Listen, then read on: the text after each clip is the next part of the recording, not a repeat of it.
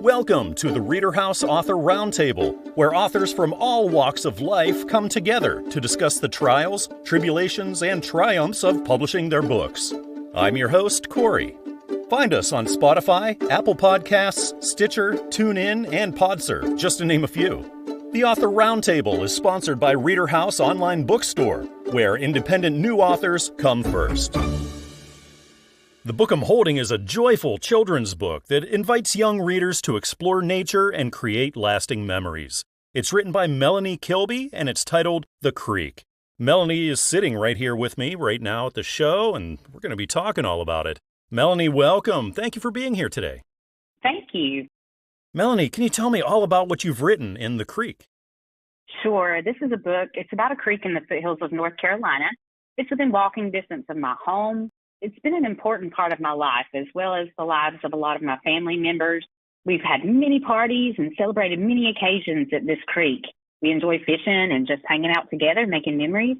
The book takes the reader, though, through a journey surrounding this creek and talks about the many adventures that you can experience at a creek. So that's really what it's about. Melonie, this is a children's book. Would you say for younger children or older children? I would say for younger children. I do have a 5-year-old. And I really wrote this to the grade level of kindergarten, just because they are able to read it. The text is written so that young readers are able to progress through the book themselves and point to items in the book that they see and that they're familiar with. It would also be a target, though, for their parents and grandparents, because I know a lot of grandparents like to read these to their grandchildren's classes at school a lot. So what was that inspiration? What sparked you to say, hey, I want to write this book? This is something that's a little different. I do understand that some people don't experience this in their lives. However, this is a spiritual decision. I've always loved academics and learning new things. However, until I was led by the Lord to write this book, I'd really never thought about children's literature and the fact that I'd be a children's author at one point in time in my life.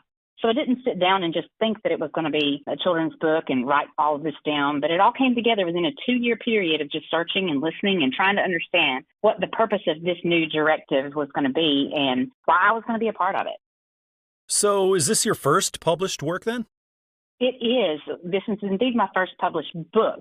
The only other thing that I've had published was my doctoral thesis. So you had your book all ready to go. You found your publisher, Christian Faith. Melonie, was there anything you would say was particularly challenging about that publishing process for you?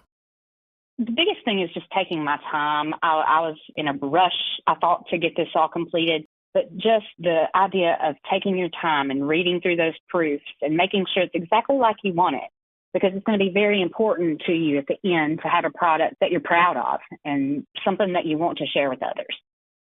In a book like this, the artwork is really important. Was that a smooth process, Melonie? This artwork in this book, I'm actually the author and illustrator of this book, but in a different way, in a very different way. I illustrated through using personal photos that I took just with my iPhone. So anybody can be an illustrator out there who's writing stuff. I used my iPhone, took pictures of the creek. The pictures are actually of the creek that I'm talking about. And the people in those photos are family members and friends who have been at the creek. And I just use an imaging software to adjust those photos to look like a watercolor. Oh, it's beautiful. I'm looking at it right now, so well done. Thank you. So eventually, it was finally a real thing. You open up your mailbox, and there's the first copy. You're holding the creek in your hands for the first time, Melonie. What was that moment like for you? Oh, wow. In 2024 and 2025, I was working through some major health issues. I was actually in the hospital when the publisher contacted me and stated to me that my book was in the final publishing stages. And right before Thanksgiving of 2025, I received my first copy. I remember sitting on the couch. I just got home from the hospital and slowly opening that box and revealing the cover of my first published book. It was wonderful. It was a wonderful and sobering time, though, at the moment. I'd been through so much over the past year, and I was recovering from transplant surgery when I was presented with a box that could help make others smile and enjoy life to the fullest. And that's my goal, is to spread a deep love of nature and for others to acknowledge just how important these memories are with each other that we make every day. So when we look ahead, what are the chances that you might be writing and publishing more, do you think? Well, I've really not started anything. I don't have anything in progress. But I have been thinking about it and wondering if that's something that I'm going to work toward in the future. But if so, I just hope the experience is as enjoyable as what it has been creating the creek. Well, this is a great message in this book. Again, it's titled The Creek, written by Melonie Kilby, published by Christian Faith Publishing, and available basically anywhere like Amazon, Barnes & Noble, iTunes, and traditional brick-and-mortar stores. Thank you again, Melonie, for being here talking about The Creek. It was really great to talk with you. Thank you so much. I've enjoyed it.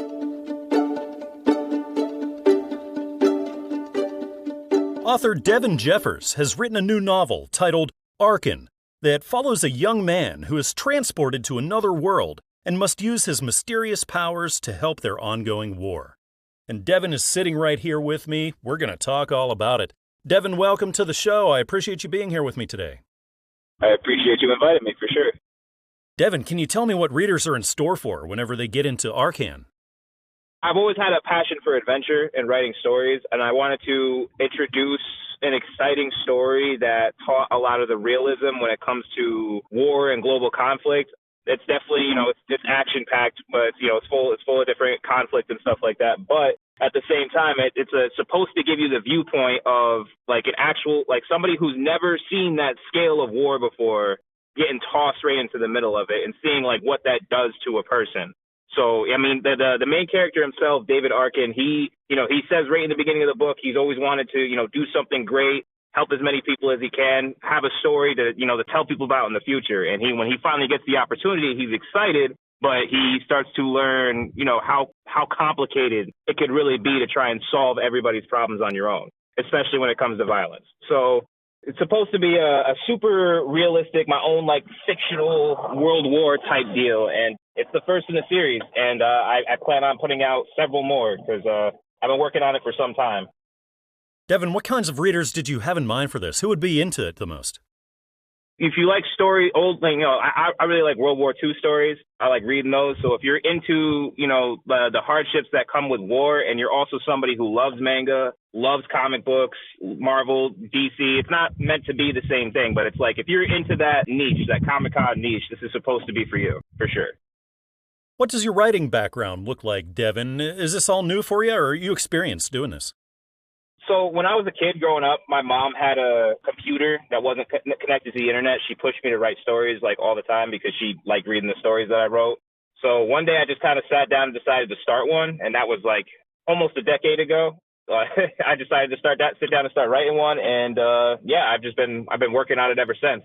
Book 2 is almost finished. I'll be starting book 3 here pretty soon. I've never had any professional background when it came to it, but anybody who read my writing in school or anything like that always said that I should do more with it. And I kind of just decided to take a try at it, take a swing at it, because I've always had a passion for it. I love storytelling. So you had your manuscript ready, you found your publisher, Newman Springs, you started working on that publishing process. What would you say was the most challenging part about that publishing end of things for you? Probably putting it together. I wanted it to be a success. And having no formal training in the craft, it was really hard. It was really nerve wracking. Is this ready for me to do this? You go online and do your research with other authors. They say, nobody's first project is good. It was really hard to get the courage to put it out there anyway, because as I was going through the publication process, when they were talking about editing and they were talking about art and, what type of genres I want it to be listed as and stuff like that, I didn't know as much about that. So I felt almost unworthy of trying to go through with it, almost. But I decided to just kind of take pride in what I like doing, so I just kind of pushed through it. But yeah, I think the hardest thing about it was actually putting it out there, because I have no real formal background with it. I'm a wind technician. I work on wind turbines. Oh, wow. Well, we have a lot of people listening to us right now who are authors or just starting out in all of this as well. Devon, do you maybe have some advice that you could offer to them? You just got to love it. I think I'm not really a success story with it yet, but I think what's important is loving doing it. I think that's probably the most important thing, because I do. And that's why success or not, I won't stop, just because I really do love. I think fictional stories are more important to society than people realize. We all learned about in school about, Hercules and the ancient Greeks and their legends and stuff like that. The stuff that made the men be what they wanted to be, men or women, be what they wanted to be back then, is hearing those legends back then. I feel like the equivalent of modern day is our Luke Skywalkers, our Captain Americas, our Harry Potters. I feel like that's the modern day, legendary mythos, because we don't have the same, pantheons and all that stuff anymore. So I feel like it's really important. Well, it sounds like readers are really going to be into this. Again, it's titled Arkin, written by Devon Jeffers, published by Newman Springs Publishing, and available pretty much anywhere like Amazon, Barnes & Noble, iTunes, or traditional brick-and-mortar stores. Devon, it's been great talking with you, learning about ARC, and thanks again for being here on the show. For sure, of course. I appreciate you inviting me. Thank you.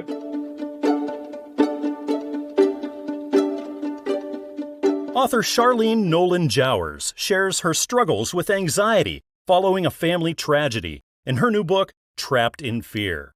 We'll be talking all about it right now here at the ReaderHouse Author Roundtable. Sharlene, welcome to the show. I appreciate you being here with me tonight. Thank you. It's an honor to be here. Sharlene, can you tell me all about Trapped in Fear? What are readers going to be finding here? Well, it's the story of my life from birth, childhood, teenage years, and adult years.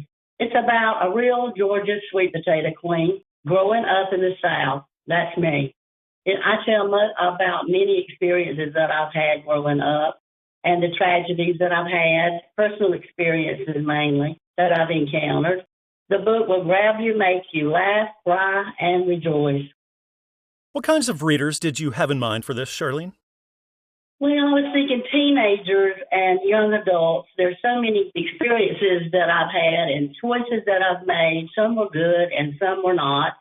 Things happened to me in my life, and I think that it might help someone to look and listen to what I have gone through, and maybe they can benefit by some of my experiences that I've had.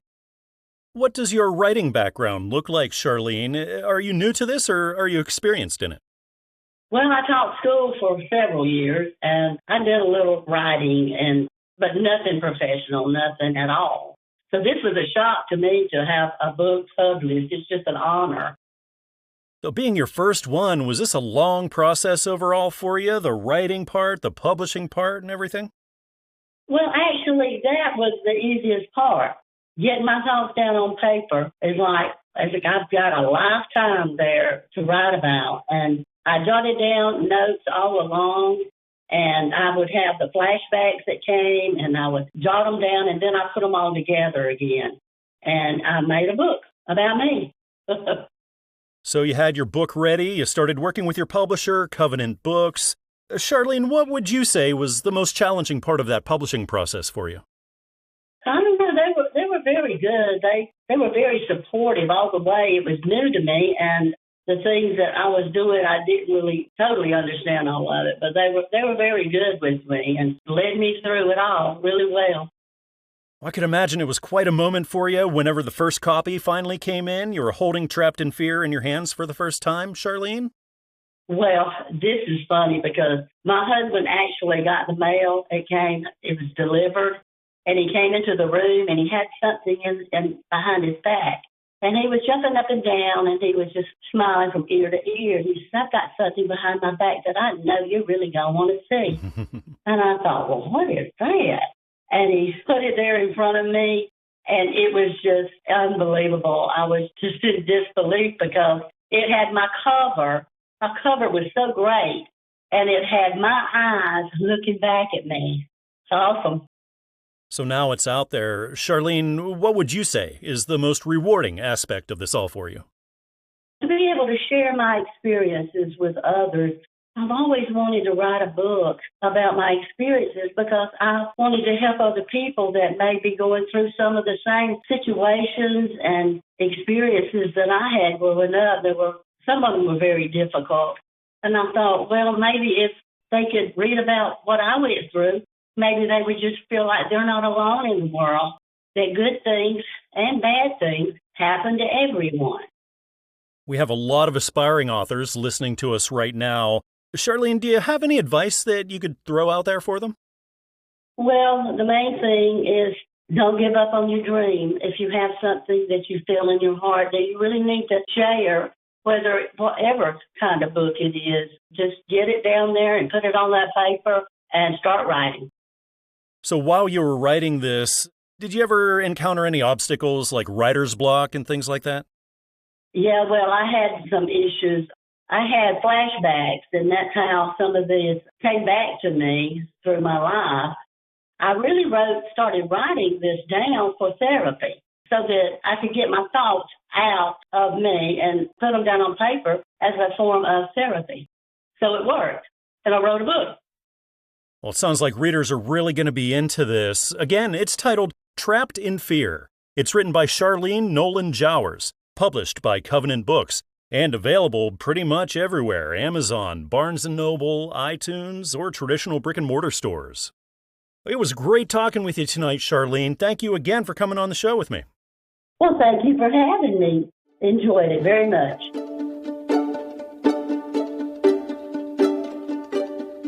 Trials, Tribulations, and Truth.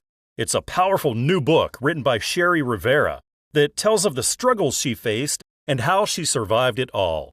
And Sherry is sitting right here with me. Sherry, welcome to the ReaderHouse Author Roundtable. It's great to be talking with you. Hi, yes. It's great to be talking with you as well. I'm curious about Trials, Tribulations, and Truth, Sherry. Can you tell me what you've written about here? Yeah, this book goes through a bunch of twists and struggles, things that I faced in life, and so many challenges that I didn't know, that I would be facing, but just keeping my faith in God. And that actually just pushed me through to help me with my struggles. And so the reason why I wrote the book was basically to help anybody else who's going through these struggles as well, to know that God is still there, even when you think he's not there. And Sherry, what kinds of readers do you think this would connect with the most? This would help with anybody, basically young adults, regular adults as well, with teens. Sherry, what was that spark, that inspiration that made you say, hey, I want to sit down, I want to get started on this book? This book actually was in my head for a very long time, for 30 years.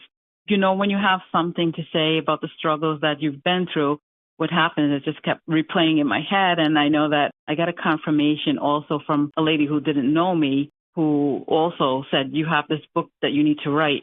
And I'm like, okay, how did you know? But that was my confirmation. And if I didn't do it, then I'd regret it. So that was my basically inspiration, because I know I had to say this so that way it will help other people going through challenges as well. Are you new to this, or do you have experience in writing and publishing? No, actually, this was my first time. In fact, when writing this book, this actually was just my rough draft. I didn't even know that this book was even going to be accepted. And I'm like, okay, I didn't finish saying what I had to say, but, I guess I'll just go with it. So you sat down, you got started on it. So was this a long process overall for you, the writing and the publishing and everything? It was a long process, just for the fact that I was debating on whether I was going to even send in my information, because the book is about me and in real life events that I had went through. And so it was like contemplating, do I really want to say this? But then I'm like, if I don't, then how am I going to help somebody else? And so it was a lengthy process, because I had started multiple times, and then I ended up procrastinating and then getting back to it. And then I just finally said, nope, I have to get this done, because I didn't want to go to my grave without having to say what I had to say. So you're officially now a published author. What would you say is the most rewarding aspect of it all for you? The rewarding aspect was doing what I was able to do, being called to do, basically, not giving up and just letting it, just actually confirming that this book has finally gotten out there, and now I'm holding a book in my hand that I can see that it's a reality. So what are the chances, you would say, that you'll be writing and publishing more down the road? Oh, yes. So I will be starting a new book here, just a continuation, because I got the book out there and that was just a draft, and I had more to say, basically. Well, we have a lot of listeners who are aspiring authors right now. They're just starting out in all of this. Sherry, would you maybe have some advice that you could throw out there for them? Yeah. So whatever you're holding inside, just take it and run with it. Just be encouraged, because God is there. He will push you and help you to get to where you need to be. Well, I've spoken with so many authors over the years, and one thing I've noticed is how many of them also love to read. Sherry, would you call yourself an avid reader? Yeah, I do read. I read a lot, pretty much. There's some books, actually, that reminds me of the reason why I was writing this book as well. Outliers is a book that I had read, and it just goes over some information about the 10,000-hour rule, where you just keep trying and trying and trying again. Well, this sounds like a wonderful book I think a lot of readers are going to connect with. Again, it's titled Trials, Tribulations, and Truth. It's written by Sherry Rivera, published by Covenant Books, and available at Amazon, Barnes & Noble, iTunes, or traditional brick-and-mortar stores. Thank you again, Sherry, for being on the show and talking to me about Trials, Tribulations, and Truth. It's been really nice to talk with you. Thank you. I do appreciate it. You have a good rest of your day as well.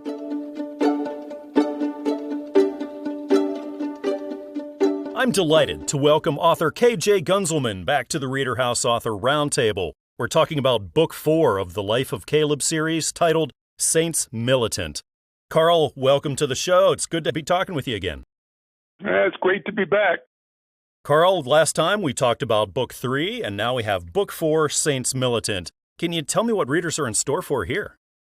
Yes. As I mentioned, books 1 and 2 were about character development with Caleb Manning, our protagonist. Book 3, Seasons Change, was about his transition. He goes off to college. And Book 4 and the rest of the books will be about adventure, both his family adventure and his military adventure. He's joined this organization down in Mesa, Arizona called Christians for Christ. And they go around the world basically rescuing persecuted Christians. They act as little SEAL teams. Book 4 begins actually in California, Northern California, with a cult. And they're rescuing a bunch of kids that were abducted from a Christian orphanage. That's Caleb's first taste of what we would call combat. And from there, it's a successful operation. Nobody's hurt, which is a good thing.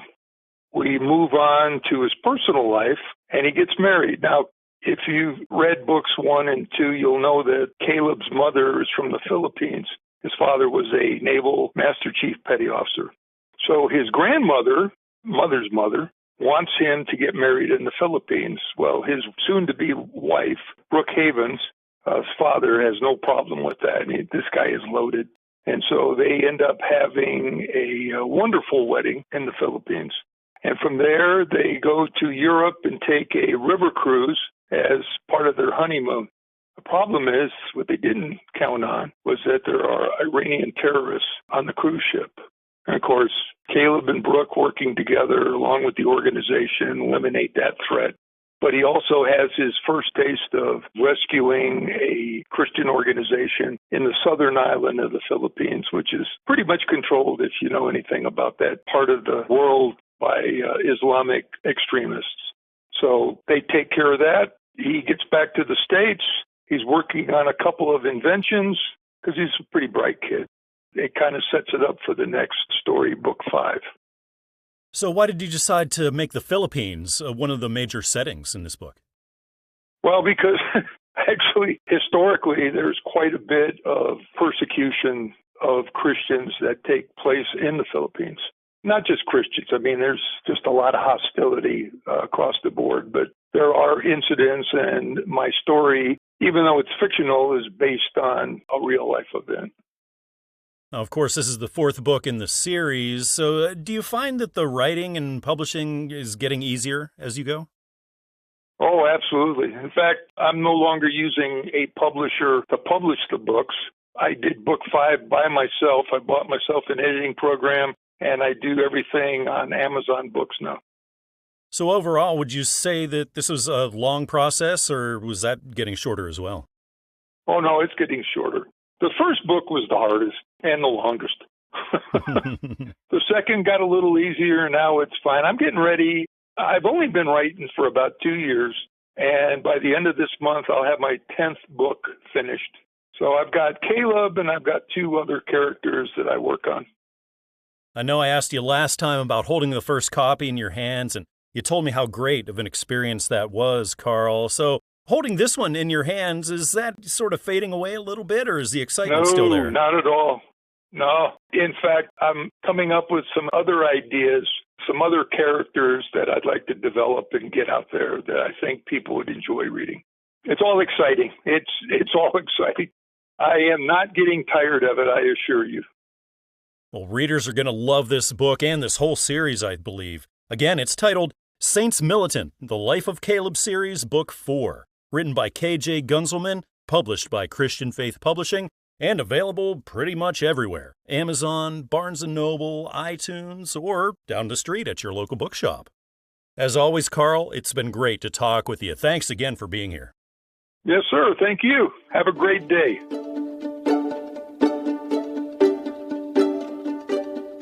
The audiobook edition of the book by Judi Thomases, titled The Wisdom Keys, A Channeler's Quest Reveals 4 Steps to Your Highest Self.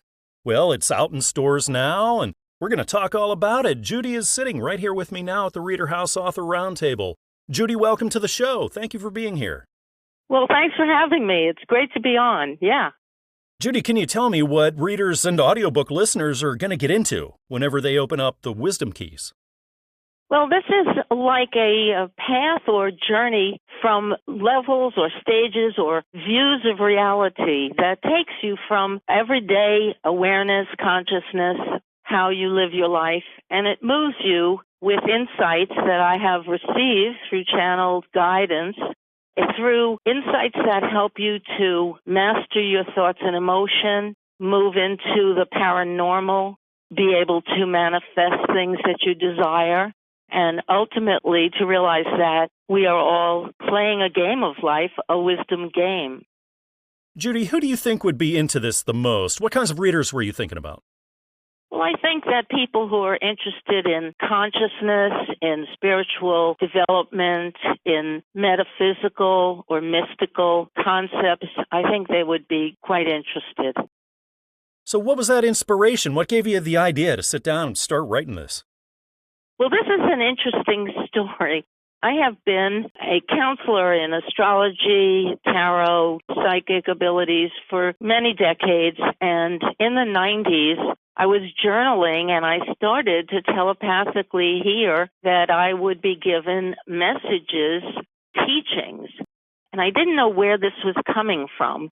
But I opened up and I started a process of capturing what I was being told, capturing by writing it down or using a little recorder. And I found that these messages were helping me personally. They were not like a writer comes up with imaginative ideas. These were given to me telepathically, like taking dictation, full sentences, full paragraphs, full concepts. And I began to use them in my counseling services. And then people said, could you please give us a book? So the first book was really just these messages. It's on Amazon. It's called Wisdom's Game. And I thought, okay, I've done that. I've done my task. And the messages, the guidance said, no, there's another book.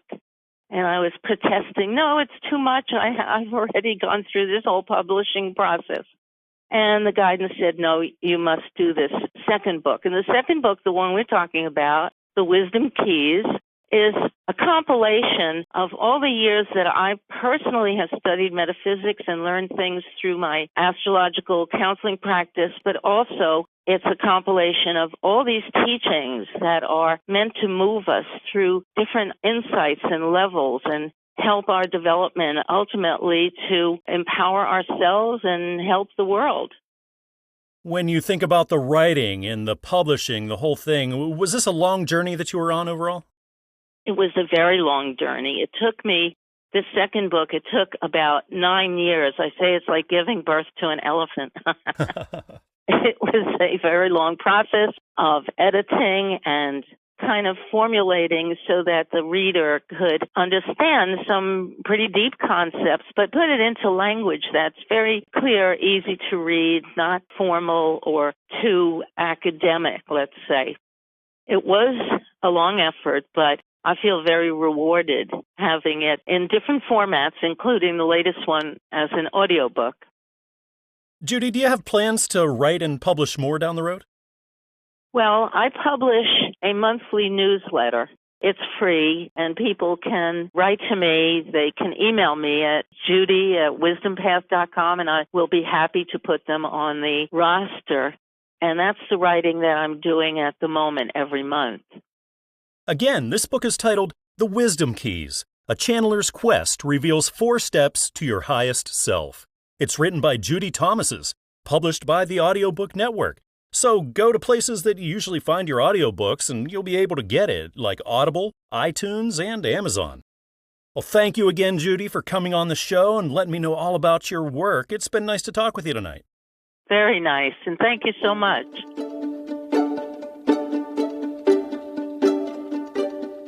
Apostle Justin E. Garner, Jr. details the incredible events he has lived through over the last 50 years in his new book, Through the Eyes of the Watchman: Visions, Dreams, and Spiritual Travels from the Other Side of the Mountain. Justin is joining me. We're going to talk all about it. Justin, welcome to the show. Thank you for being here today. Thank you. I appreciate it. Justin, can you tell me what readers are going to find whenever they get into Through the Eyes of the Watchman? They're going to find a lot of interesting stuff. All of my life, I've been able to see things that are not just of, this side, this carnal nature, but also spiritual giftings as well. So I'm here to tell everybody and document to everybody that there is things that you can't see. There are things outside of the natural world, and we should embrace them, not be afraid, but embrace them and know that there is a greater thing than us. Would you say this book is primarily for believers, or is there a wider audience for it? I would say believers would really get into it, but anybody can read it because I write the way I talk. I'm from Georgia, so the way I talk is kind of how I write things. I don't try to use big words or lofty titles or things like that. I'm not a theologian or a scholar. I'm just somebody that's been around the world several times. I've been in ministry 50 years. From tent ministries to India and Guatemala and all around everywhere. And I just wanted to let everybody know that the things that they're seeing or the things that they're feeling are real. Don't think or don't let other people tell you that you're crazy or whatever. It's something that it is out there. And I just felt like that this is the time to just lay it all out there. My perspective, my life, the things I've seen from childhood up. I'm 62 now, and I know that some people will laugh, other people will take it serious and everything, but it is serious, and I just trying to help people. How'd this all come about, Justin? What gave you the inspiration to sit down and start writing it? Well, I've been blessed enough to see a lot of different things in my life. I was on submarines, as a sonar tech, and I've been around the world that way, and I've also been around the world through missions and ministry. I've seen front lines, so to speak, on both fronts, and I was praying, and I felt He inspired it and put it upon my heart to write it down, and He told me, not to write it in such a way that people couldn't understand, but write it in a way that everybody could understand. Just like you and I are sitting here talking now is how it flows, and it's the way that I talk to God. And when I'm walking on my land looking up at the stars, I just talk to God, just interact, because I believe that, we're a family of believers that it goes beyond religion into relationship. When you have the relationship with the Lord, then then all things become possible. I've been called the hope pastor and, the faith pastor because I just have seen a lot of stuff, and I just know that if you just can hold on and believe, it's going to be all right. Prior to this book, have you been published, or is this your first one? I had an attempt several years back, maybe 10 years back, self-published. I didn't know anything about it. I was just trying to get something out there, and the publishing company I went through, it didn't end well, and, there was not a lot of support. It's very hard if you're not a known name for, somebody to embrace you. Some people, unfortunately, they look at it like it's just, I'm getting money and I'm going to keep getting money from you until you can't give no more, and, then we'll move to the next people. But this latest book that I wrote, the people have been really great. I mean, the whole way, they've been awesome. Well, so much of our listening audience right now is authors who are just starting out in all of this. Justin, do you maybe have some advice that you could offer to them? If you're just starting out, don't believe everything that everybody tells you. Family and friends and others around you is going to say that everything you write is the greatest thing. Step back, take a breath, take it one step at a time, one day at a time. Find a good publishing house that's very reputable. You want somebody that's not going to say, man, every word you put down is golden. You don't want those. You want somebody that's going to give you honest critique, work with you, and be with you throughout the entire process from A to Z. Then you'll be able to do what you need to do. Again, this book is titled Through the Eyes of the Watchman: Visions, Dreams, and Spiritual Travels from the Other Side of the Mountain. It's written by Apostle Justin E. Garner, Jr., and it's published by Christian Faith Publishing. So you can pick it up basically anywhere like Amazon, Barnes & Noble, iTunes, or traditional brick-and-mortar stores. Justin, it's been great talking with you tonight and learning all about your work. Thanks again for coming on the show. Thank you very much. It's been an honor and a privilege to speak with you and to get the word out.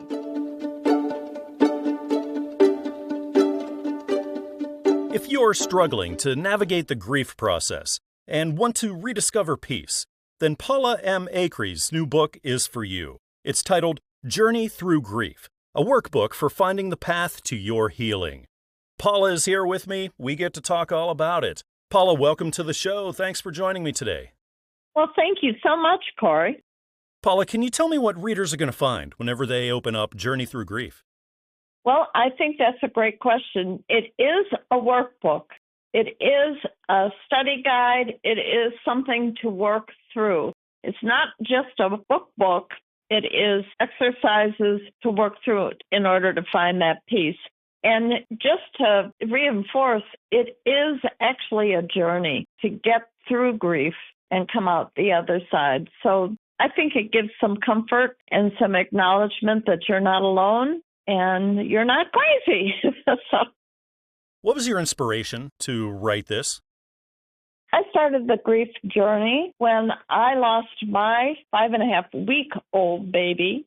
I found no resources, no way to help. I went through the horrible despair, the horrible grieving, depression, denial, all of these pieces that go together. And so I had to start reading books and doing all of that. And it inspired me to help other people. And that's how this actually kicked off, I should say, started. Now, when it comes to writing and being published and all of that, Paula, is this a new thing for you, or have you done this kind of thing before? No, I've never done this kind of thing before. This is definitely a new thing. Being that it's your first one, was this a long process, the writing and the publishing, the whole thing? The actual process at the end here has not been bad, but like I said, this has been 20 years in the compiling, 20 years in the writing. In each progressive grief group that I led, somebody would have another question or another issue. I had one man at one point that was so angry, I read another 4 books on anger. And so it's evolved over those 20 years. And then the last 2 years, somebody was, my group members were saying to me, please write this down so we can share with our friends. So yes, it was a long process, but no, it wasn't a long process. Yeah, you started working with your publisher then, Christian Faith. Paula, what did you find to be the most challenging part about that publishing end of things? I guess maybe just the timing. You turn it in and you expect, but, I don't work there and I don't have any clue what it takes to publish a book. That's quite all right. I've learned a lot along the way, and I've learned all the different pieces that go together to pull off this project. I would just say they did a great job. I imagine it was quite a moment for you whenever you were holding the first copy and it was finally a real thing. Paula, what was that moment like for you? Well, it was phenomenal. It's very humbling, Corey. It's very humbling to actually see that somebody had the confidence in you to go ahead and publish the book and put it in there and work with you to get it out there. And then you hold it in your hand. It was a phenomenal experience, very humbling and very powerful. So now it's out there. What's the most rewarding part about this whole thing for you? I guess the most rewarding thing would be just the prospect of helping other people. I have friends here in town that are saying, I bought that book. I bought it to send to my aunt or to my cousin. And so to be able to help people outside this immediate locale has been a great honor. So would you say that maybe you're thinking about writing and publishing more down the road? I don't know. I have another idea brewing, but I'm not even close to writing it down. So thank you. Well, this is definitely an important book. I think it's going to help a lot of people. Again, it's titled Journey Through Grief, a workbook for finding the path to your healing. This is written by Paula M. Acree and published by Christian Faith Publishing. Pick it up pretty much anywhere, places like Amazon, Barnes & Noble, iTunes, or traditional brick-and-mortar stores. It's been great talking with you tonight, Paula. Thanks again for being here. Well, thank you so much, Corey.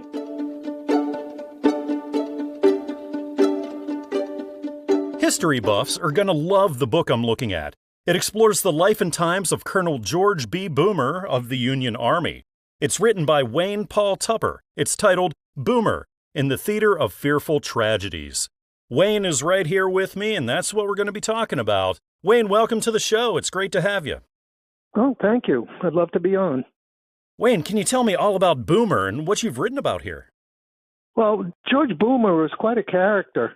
This man lost his vision at age 14 and never finished his formal education. He became a self-taught engineer and bridge builder for the state of Missouri. He's originally from here in Massachusetts, where I live. And while he was in Missouri, the state kind of blew apart because of the coming of the war. And all the work that he did on all the railroad bridges were destroyed in the war. In reviewing and researching the book, I traveled all through Missouri and Mississippi and whatnot.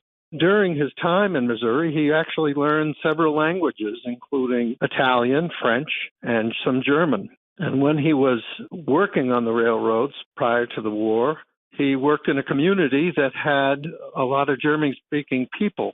And once the war broke out, he sided with the Union. And as a result of his facility with languages, he became a self-taught officer organizing a battalion, which eventually became the 26th Missouri. He went on during his time in the service to really impress General Grant himself. And his contributions to the war were greatly significant in terms of what his regiment and eventually his brigade, because he was appointed head of 4 regiments, were able to do a pivotal battle outside of Vicksburg, Mississippi, which most Civil War historians would agree was one of the most important battles of the whole war.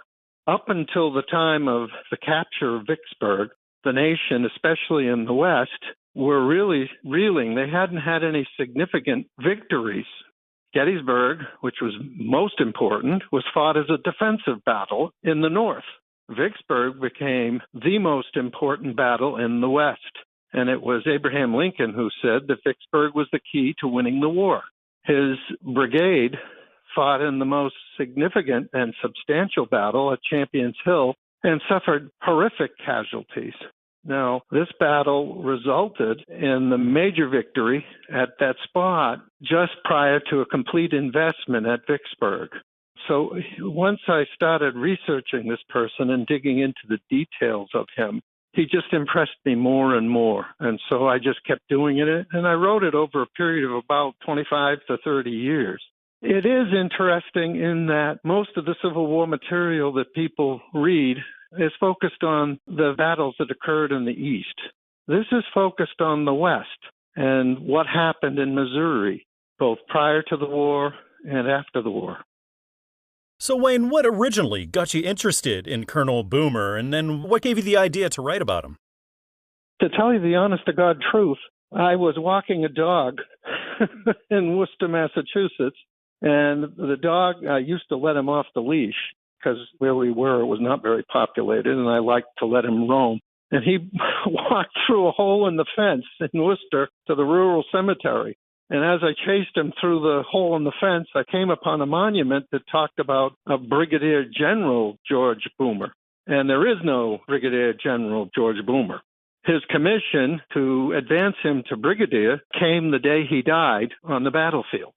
I was very much interested in local history. He was from Sutton, which is in Worcester County, where I'm from. So I initially just started looking at old newspaper articles, and eventually I spoke to a librarian over at the Worcester Academy, a local private school. And she led me to an antiquarian society where I found a private publication written by his sister, which basically relied on a lot of his letters. And the way he wrote his letters, he was a very sensitive soul who wound up being a very aggressive and brave combat soldier. So I thought it was interesting to me to see the dichotomy of this man. Well, what an interesting book. Again, this is titled Boomer, in the Theater of Fearful Tragedies. It's written by Wayne Paul Tupper, published by Covenant Books, and available pretty much anywhere, places like Amazon, Barnes & Noble, iTunes, and traditional brick-and-mortar stores. Wayne, thank you again for joining me on the show and telling me all about Boomer. It was great to talk with you. Well, it was nice talking to you. You know, the purpose for this book is not about me. It's about a man who deserves to be known because of what he did.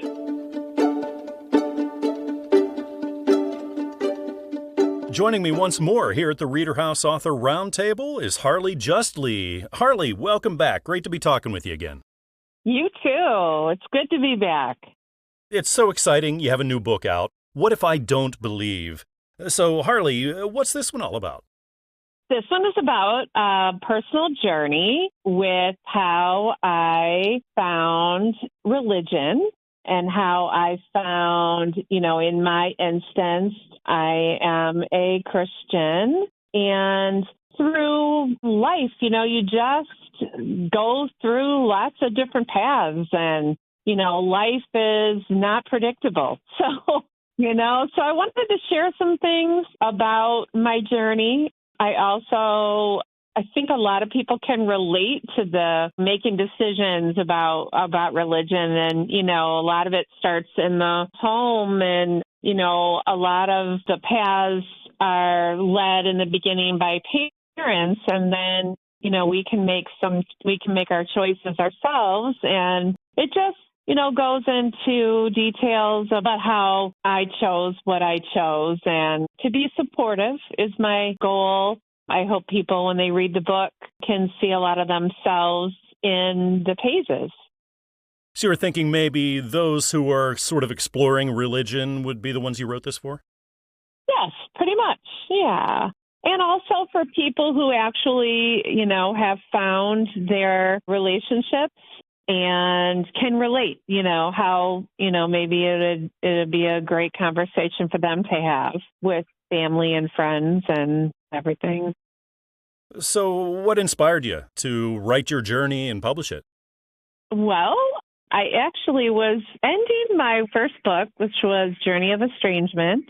And I really had been in, not to be overly religious, but I really just found my next subject. And, it was kind of in the whisper of the evening that, God kind of nudged me and said, how about a personal book about our relationship and how you live and, breathe and decisions how did you make this decision, So that's how it started. It was very cool. Would you say overall the writing went easy, or did this take a while for you to get down? To be 100% truthful, I zoomed through the second book. The second book was just very simple, I didn't question any avenue. The research was easy. My experiences just kind of flowed on the paper. It was very simple, and it didn't take me long at all to write, which was very interesting to me because there's a lot to writing, but I love it. It was, my dad read the book when I got the book done, and I gave it to him, or I started the book and I said, I want you to read this. My dad is a pastor he actually lives in a nursing home, and he does pastoral things at the nursing home. So he said, you have to hurry. I'm more excited to see this book than I was your first. So it was very encouraging, that, but it just basically flowed on paper. It was cool. And it's a great cover. Was that an easy process to get that nailed down? My son actually made the cover, minus the guy in the middle. He actually did the whole thing, the whole thought and everything. He designed both of my covers. I'm not artistic, so it was great for him. But yeah, it is a cool cover, I have to say. Well, this is your second book. What are the chances that we're going to see maybe a third from you? Well, you're going to laugh because I already come probably Christmas time. I have another one actually in May, it will go to print. So I have that one. And then I'm just now doing another. So you'll see a lot of them, I'm hoping. So if you're struggling in your faith walk, then definitely pick up this book. Again, it's titled, What If I Don't Believe? Written by Harley Justly, published by Newman Springs Publishing. Available pretty much everywhere. Amazon, Barnes & Noble, iTunes, and right down the street at your local bookshop. Harley, as always, it's wonderful talking with you. Thanks again. Hey, no problem. Thank you. Look forward to the next one. We hope you enjoyed this edition of the ReaderHouse Author Roundtable, where authors from all walks of life come together to discuss the trials, tribulations, and triumphs of publishing their books. Check us out on Spotify, Apple Podcasts, Stitcher, TuneIn, and PodServe, just to name a few. The Author Roundtable is sponsored by ReaderHouse Online Bookstore, where independent new authors come first.